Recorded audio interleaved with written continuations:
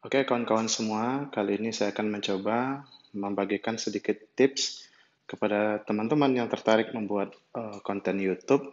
Nah, saya ingin menunjukkan bagaimana cara saya setup kamera, lighting, dan audio di channel saya Katukat. Ya, kita mulai dari kamera dulu. Di sini saya menggunakan Sony mirrorless A7, sebuah mirrorless yang saya anggap sampai hari ini masih representatif dan kayaknya di market belum ada saingan yang cukup kompetitif ya. Mungkin Panasonic Lumix cukup kompetitif, tapi sejauh ini saya masih mempercayakan gear di segi kamera ke Sony. Nah, sekarang saya menggunakan Sony A7. Nah, untuk teman-teman yang ingin tahu harga, karena di sini di video ini saya tidak akan membahas soal harga, teman-teman bisa cek saja di Google atau di internet berapa harga Sony A7.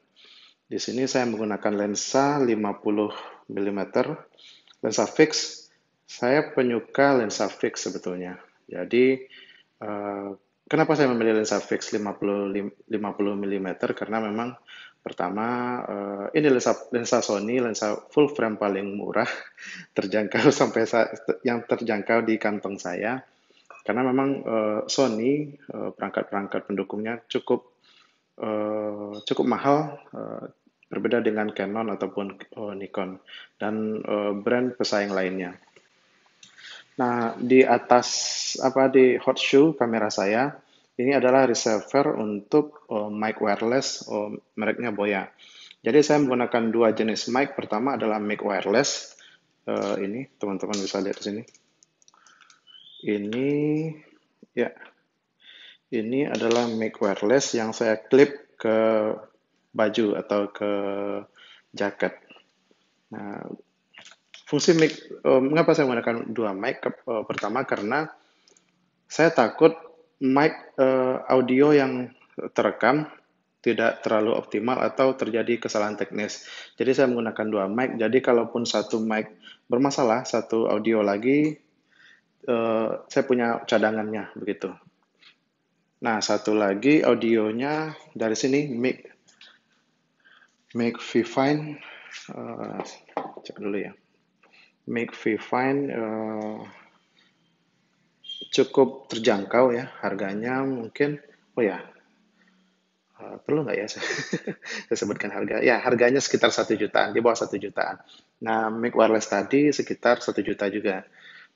Di mic Vivine ini dia terkoneksi ke laptop. Jadi dengan menggunakan aplikasi Audacity, Audacity ini bisa dibilang free ya, tidak perlu membeli, bisa di-download saja di internet. Nah, aplikasi Audacity inilah yang akan menerima audio dari mic Vivine ini. Dan nanti setelah post produksi, audionya akan saya gabungkan dengan audio dari mic Boya tadi. Jadi audio utamanya adalah audio dari mic Boya dan audio cadangannya dari Vivine. Tapi kebanyakan dari video-video yang teman-teman dengar di channel Katukat itu audionya bersumber dari ini. Jadi mic Boya dalam hal ini mungkin justru mic Boyanya yang cadangan. Nah, sekarang ke lighting. Nah, untuk lighting saya menggunakan 4 buah lighting. Pertama, eh, lampu LED ini untuk menyorot seluruh scene, untuk menyorot seluruh apa? Untuk menyorot seluruh ruangan, untuk menyorot objek, maksud saya untuk menyorot objek. Jadi ini fungsinya adalah fill light ya, teman-teman. Istilahnya fill light kalau saya tidak salah. Nah, yang di atas ini adalah key light. Fungsinya adalah untuk memberi dimensi kepada objek yang berada di bawahnya. Nah, jadi ini fungsinya cukup sentral, cukup penting. Kalau tidak ada key light ini, dimensi objeknya mungkin sedikit kurang kurang bagus ya. Nah, karena lampunya ini berat, saya memerlukan penyeimbang di sini. Di sini ada penyeimbangnya biar lampunya tidak jatuh dan menimpa objeknya. Ini sedikit sedikit life hack. Harusnya penyeimbangnya ini adalah pasir ataupun batu. Tapi kadang batu tidak terlalu cukup untuk menyeimbangkan si lampunya ini. Jadi di bawah saya memakai penyeimbang alternatif untuk membuatnya kokoh, yaitu apa ya? Ini namanya batu untuk penggilingan cabai ya. Nah, di belakang ini ada dua lighting, fungsinya untuk menyorot background atau green screen-nya. Sedikit tips bagi kawan-kawan yang menggunakan green screen, upayakan untuk menyediakan dua lampu atau satu lampu juga bisa yang cukup efektif sehingga bisa menyorot atau memberikan cahaya yang cukup ke background-nya. Kenapa ini penting? Karena nanti di background-nya, eh, nanti saya jelaskan di post editing bahwa lighting yang cukup di background akan membantu kawan-kawan untuk melakukan penggantian latar dengan menggunakan efek ultra key di Adobe Premiere karena saya menggunakan aplikasi editing Adobe Premiere. Nah, pertanyaannya kenapa saya menggunakan green screen? Pertama karena untuk membuat background yang cukup bagus pasti membutuhkan biaya yang cukup banyak. Dan kedua, saya orangnya mudah bosan.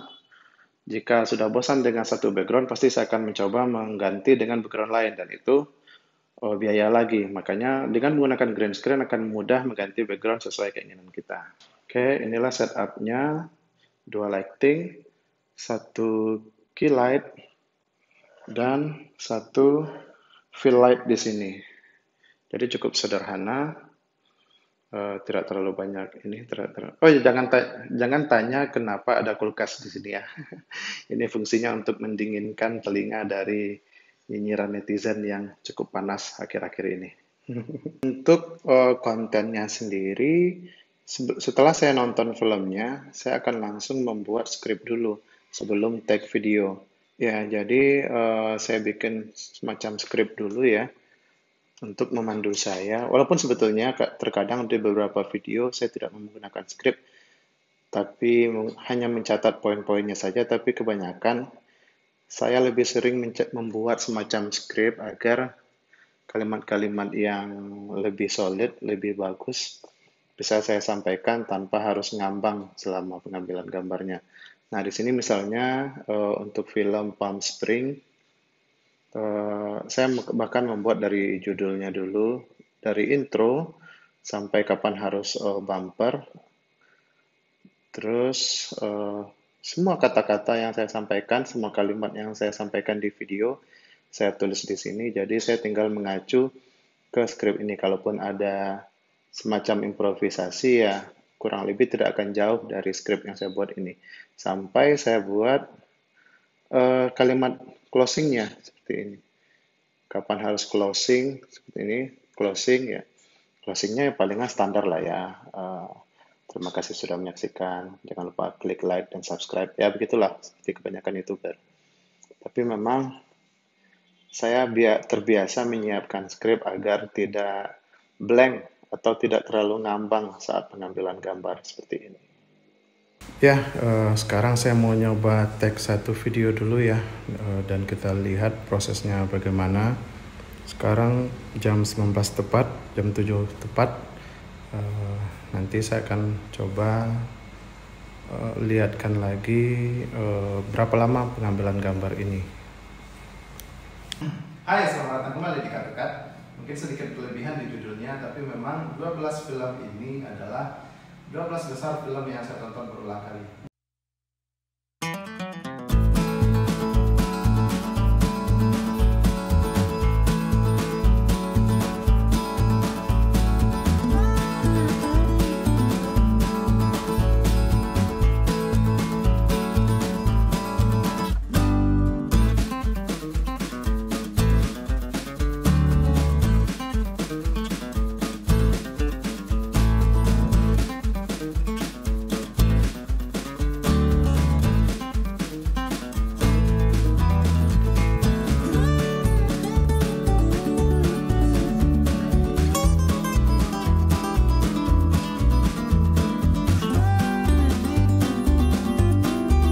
Ya, baru selesai mengambil satu video, take video ya, 1 jam, sekitar pas 1 jam.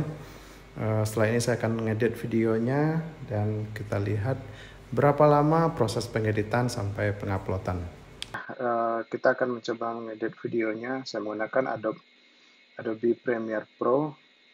Nah, Adobe ini memang sebuah program atau software aplikasi yang dikhususkan untuk desain, untuk editing, untuk editing foto, pokoknya untuk pekerjaan kreatif lah, untuk desain, untuk fotografi, untuk filmmaker, untuk pembuatan animasi, macam-macam. Saya menggunakan Adobe Premiere Pro untuk mengedit atau memotong videonya dan menggunakan After Effects untuk memberikan efek di videonya. Sedikit informasi juga, saya menggunakan Adobe yang berbayar, bukan Adobe yang gratis, karena kalau kita seorang kreator, ada baiknya kita menggunakan program yang ada lisensi legalnya. Disarankan begitu ya, karena keseringan memakai bajakan membuat etos kerja kita buruk dan membuat citra kita sebagai kreator profesional juga kurang kredibel rasanya gitu.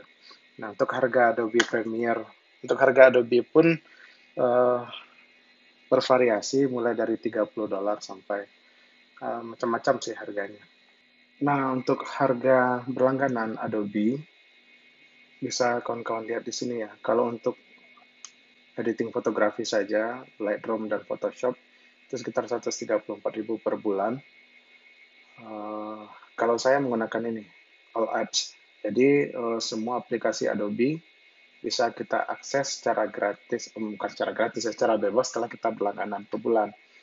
Berlangganannya menggunakan kartu kredit ya. Dan dengan berlangganan ini ada banyak keuntungannya sih. Kita bisa update software kapan saja, bisa mendapatkan bonus aset yang mana bagi kreator itu sangat penting, sangat berpengaruh untuk membantu kreativitas dalam berkarya. Ada banyak aset gitu. Bagi kawan-kawan yang mengerti desain mungkin paham gitu. Nah, jadi aplikasi yang saya gunakan memang aplikasi berbayar.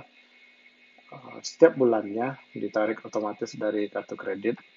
Jadi dengan menggunakan aplikasi berbayar ya, kita bisa sedikit lebih terpacu untuk berkarya dan juga memberikan effort lebih, serta kita juga bisa secara profesional menjual karya kita kepada klien nantinya.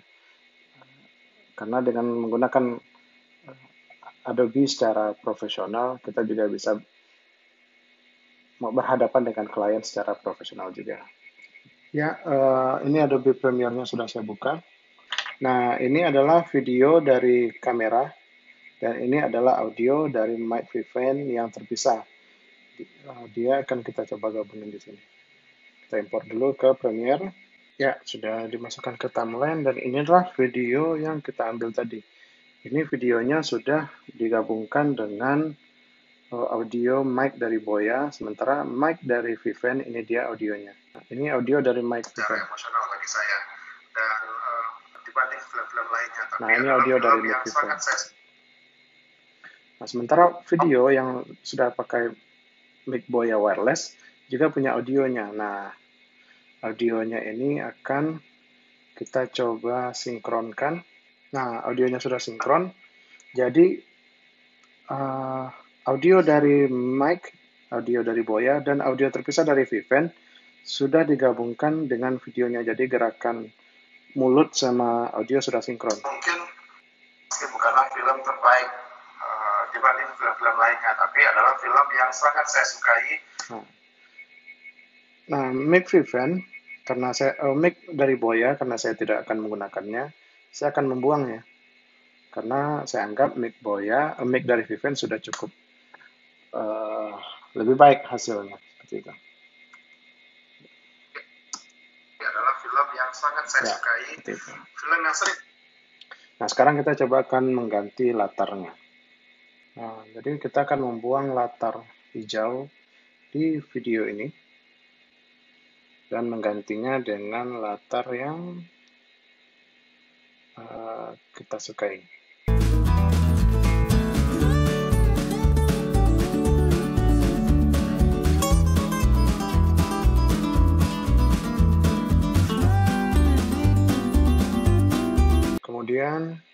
Untuk membuang latar hijaunya, kita menggunakan efek Ultra Key di Adobe Premiere Pro seperti ini. Lalu yang warna hijaunya disedot seperti ini, lalu boom, hilang hijaunya. Ya, mungkin kita bisa rapikan sedikit dulu. Tinggal kita masukkan background-nya yang kita sukai.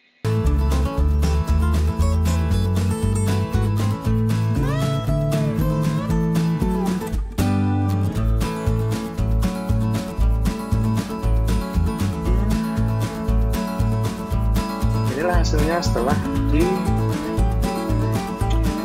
background-nya. Kita berikan efek Gaussian blur sedikit biar tampak realistik.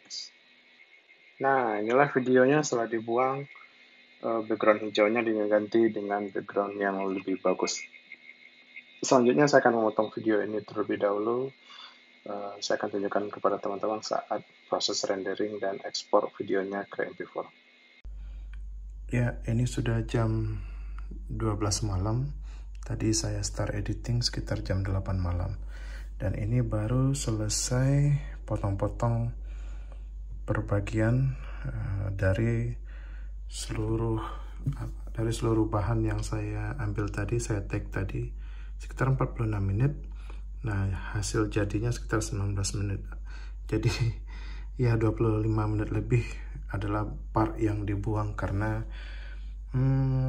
ya ada yang salah, ada yang belibet, ada yang blank, ada banyak kesalahan teknis, dan jadi inilah yang paling bersih.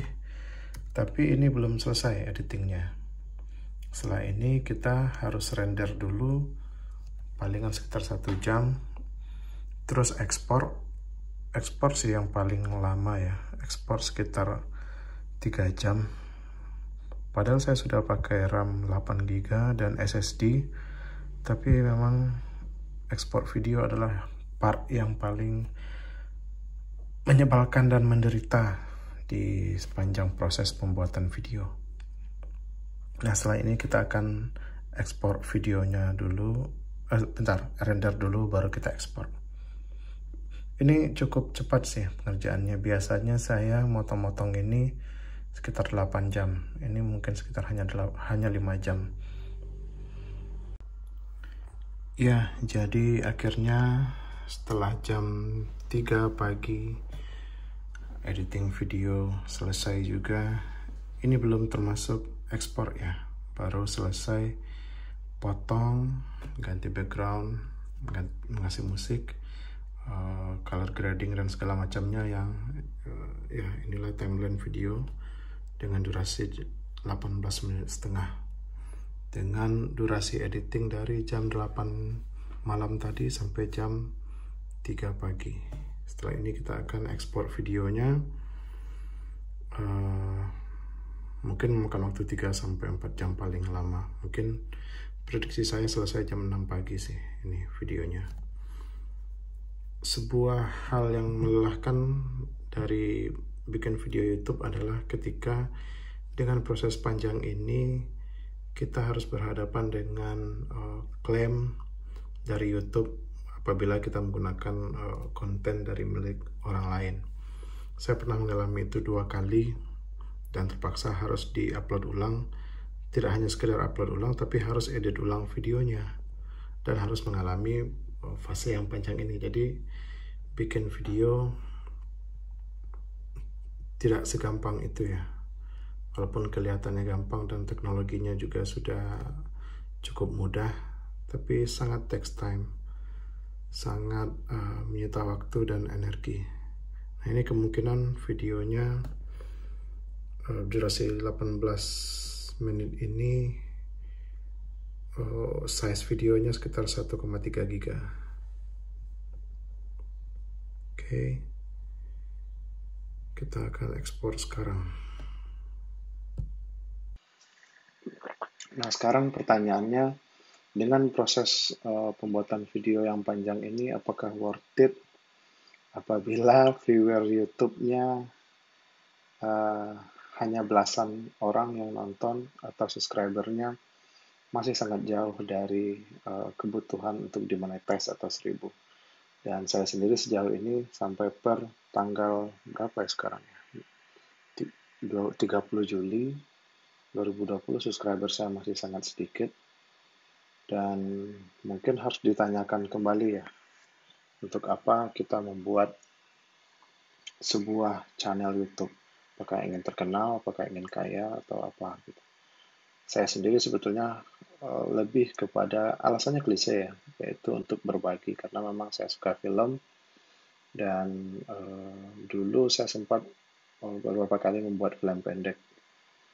Nah, untuk menjaga energi itu, mungkin menjaga mimpi itu, saya membiasakan diri untuk tetap selalu nonton film, minimal satu film satu hari, dan alangkah baiknya kalau saya bisa membagikan apa yang terlintas di pikiran saya setelah menonton film ataupun sebuah TV series. Dan mungkin sedikit pertimbangan juga bagi teman-teman di luar sana yang juga baru memulai akun YouTube-nya, eh, tanyakan lagi apa sih niatnya untuk membuat YouTube. Kalau memang ingin viral, ingin terkenal, ya tidak masalah. Memang itulah salah satu fungsi media sosial. Tapi yang harus diingat adalah tidak selalu apa yang kita buat adalah apa yang dibutuhkan orang lain. Saya setelah membuat sekitar 20 lebih video, saya akhirnya menarik sedikit kesimpulan bahwa ternyata ada banyak sekali opsi hiburan, ada banyak sekali opsi hiburan yang bisa dipilih oleh kita sebagai penonton, dan channel saya hanyalah salah satu opsi itu. Saya tidak harus merasa penting, tidak harus merasa paling serius, tidak harus merasa paling banyak berkorban, apalagi merasa paling tidak dihargai.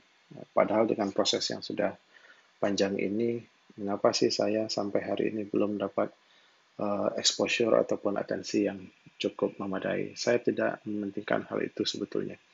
Tapi lebih kepada, hey, ini saya lagi nonton film loh. Ada film yang bagus nih, ada sesuatu di film ini, mungkin kita bisa saling berbagi atau saling diskusi. Itulah tujuan utamanya kenapa channel Cut to Cut dibuat. Dengan mempertimbangkan proses yang panjang, mulai dari nonton film dulu, lalu mengadakan sedikit riset kecil-kecilan tentang filmnya, tentang beberapa trivia, tentang informasi segala macam. Kemudian menulis skrip. Biasanya satu film yang saya review itu panjang skripnya sekitar 2 halaman, ya 2 halaman HVS ya, dengan font Times New Roman standar 12 spasi 1,5. Dengan 2 halaman ini, rata-rata durasi video yang selesai atau yang saya upload berkisar sekitar 8 menit sampai 10 menit. Nah, setelah membuat skenario, setelah membuat skrip, kemudian harus set alat, harus take video yang juga memakan energi, karena tidak mudah ya, harus mempertimbangkan mood, energi, segala macam, harus mempertimbangkan udara, cuaca, tetangga, segala macam, gangguan, kucing, segala macam lah, yang banyak sekali mendistraksi konsentrasi kita. Lalu kemudian bagian tersulitnya adalah mengedit video, yang kurang lebih mengambil sebagian dari waktu kita. Rata-rata saya mengedit video itu ya sampai, kalau kita hitung dari nonton film sampai selesai upload, bisa sampai 12 jam, itu fokus semuanya. Harus fokus tanpa ya palingan makan atau ke toilet segala macam, sholat. Tapi umumnya semua fase yang dijalani itu betul-betul full 12 jam untuk satu video.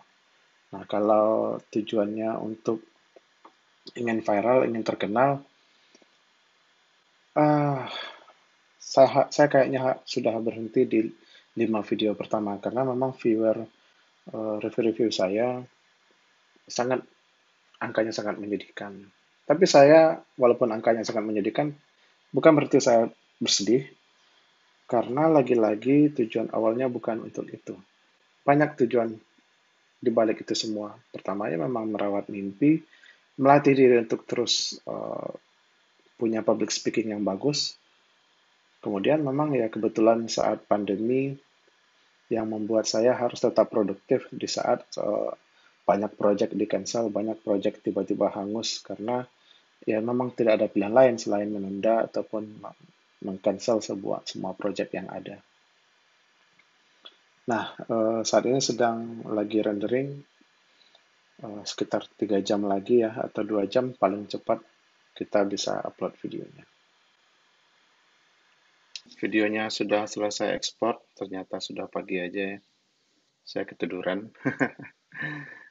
Kayaknya tadi selesai ekspor sekitar jam 5 atau jam 6 pagi ya. Saya kurang kurang perhatikan karena sudah tertidur selagi proses ini, proses ekspor. Nah, sekarang saya lagi upload videonya.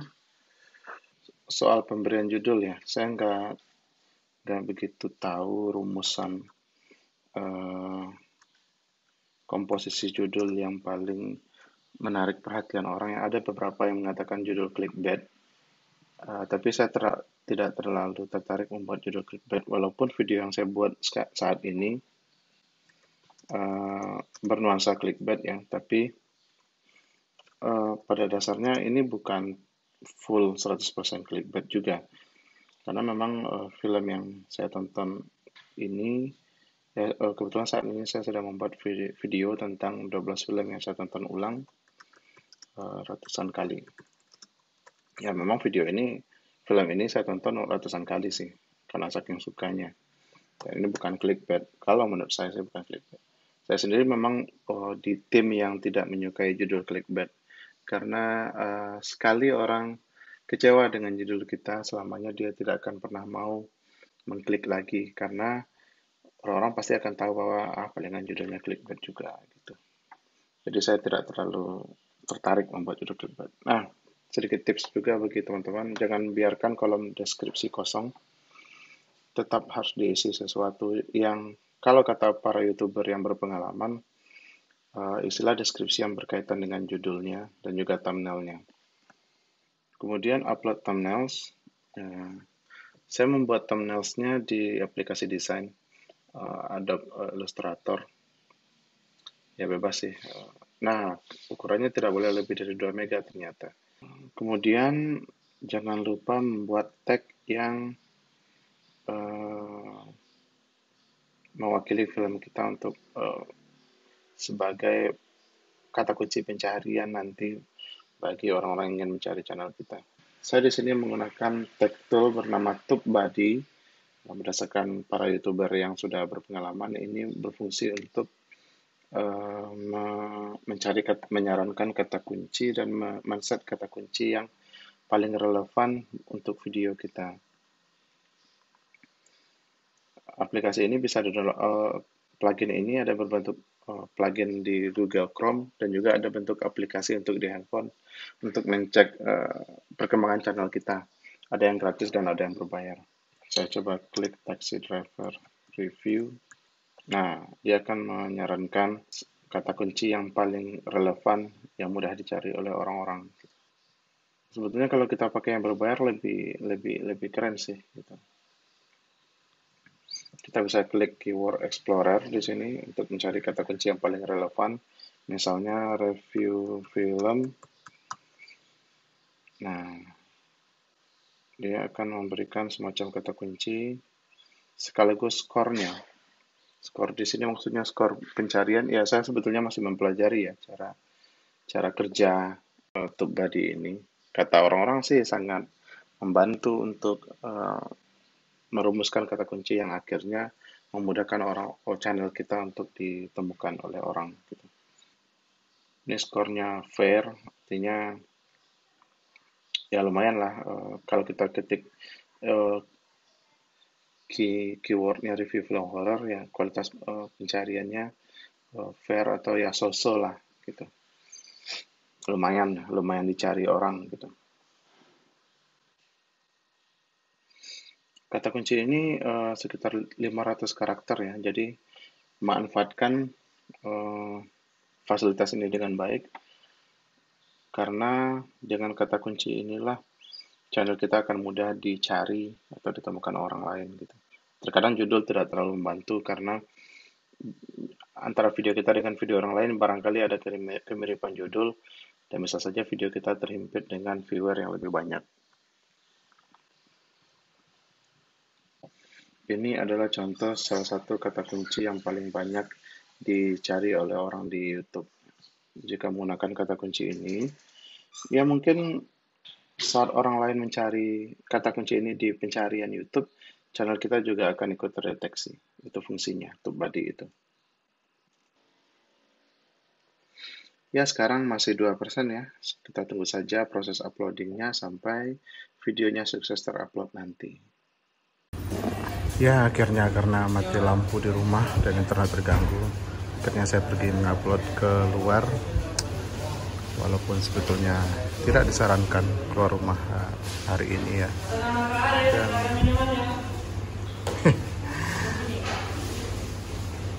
Dan ya, saat ini masih upload sekitar 1 jam lagi. Dan mungkin itu dulu ya videonya. Terima kasih untuk teman-teman yang sudah menyaksikan. Bagi yang bikin akun YouTube, semoga sukses. Selamat berkreativitas. Bagi yang belum atau tidak punya niat bikin YouTube, ya gak apa-apa juga. Jadilah penonton yang baik, penonton yang bijak. Terima kasih sudah menyaksikan. Bagi yang berminat, silahkan mampir ke channel saya Katukan. Itu saja. Salam Senema.